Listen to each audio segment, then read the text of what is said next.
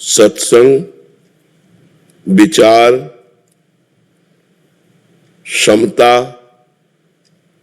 और मनोनिग्रह ये बहुत आवश्यक है। सत्संग के द्वारा प्राप्त विवेक से हर समय हम विचार परायण रहें, कहीं कोई असत वृत्ति हमको प्रिय न लगने लगे। असत क्रिया, असत चिंतन, असत वृत्ति, जैसे पराई माता बहनों की तरफ गंदी दृष्टि, धन के द्वारा प्राप्त होने वाले सुखों में प्रियता, मान बढ़ाई, यश कीर्ति, ये सब असत वृत्ति है। तो सत्संग के द्वारा प्राप्त विवेक से हम सावधान पूर्वक, विचार पूर्वक इनसे बचते रहें। और क्षमता, मान अपमान में सम, निंदा स्तुति में सम, सुख दुख में सम, जय पराजय में सम एक बहुत शीतलता है। और संतोष, जैसी परिस्थिति हमें भगवान ने दी है, हम किसी से, ना भगवान से ना किसी इंसान से, परिस्थिति के परिवर्तन की चाह ना करें।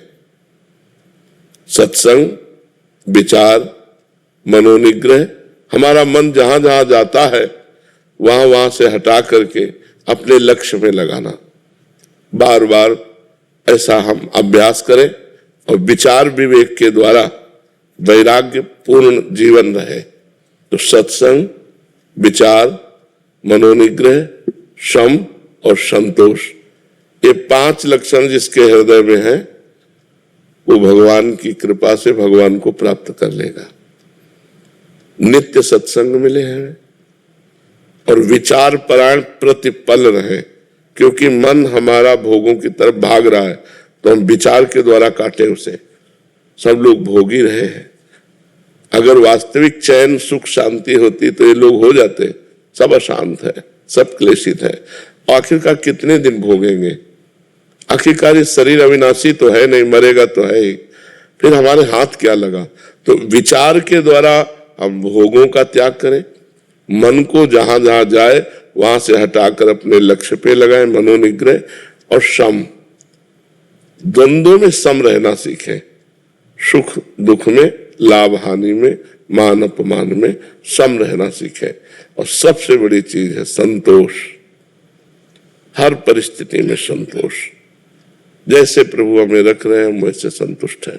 हमें किसी व्यक्ति से या स्वयं प्रभु से भी परिवर्तन की चाह नहीं है। जैसी परिस्थिति है ये हमारे लायक है, हम इसी परिस्थिति में भजन करके भगवान को प्राप्त करें। ये 5 बातें हमारे जीवन में हो: सत्संग, संतोष, मनोनिग्रह, विचार, सम। सम माने समता, बस वो सिद्ध पुरुष हो जाएगा। ये 5 शब्दों को याद कर लो कि इनका हमारे जीवन में योग है कि नहीं। रोज सत्संग, जैसी परिस्थिति उसमें संतोष, जहां जहां मन जाए वहां से हटा के अपने लक्ष्य में लगाना। और विचार परायण रहना, जहां जहां मन हमें फंसा रहा है विचार के द्वारा उसे हम काटे। और सम रहना, द्वंद्वों में सम रहना।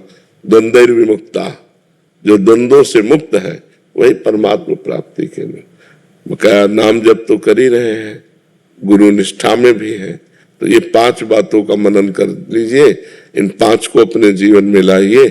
सत्संग, संतोष, मनोनिग्रह, समता, विचार। विचार नहीं तो पशु है, बिना विचारे जे करे ते पाछे पछताए। काम बिगाड़ो आपनो जग में होता, एक एक कदम विचार पूर्वक रखें। और मन को बार बार संसार से हटाकर प्रभु में न लगावे तो साधना किस बात की? अगर दुख सुख को सहे ना तो साधु किस बात का? तो सत्संग, संतोष, मनोनिग्रह, विचार और क्षमता, ये बातें आ गई तो भगवत प्राप्ति हो गई। समझ रहे ना? जीवन मुक्त है अगर ये 5 बातें उसके जीवन में हो, वो जीवन मुक्त ही है।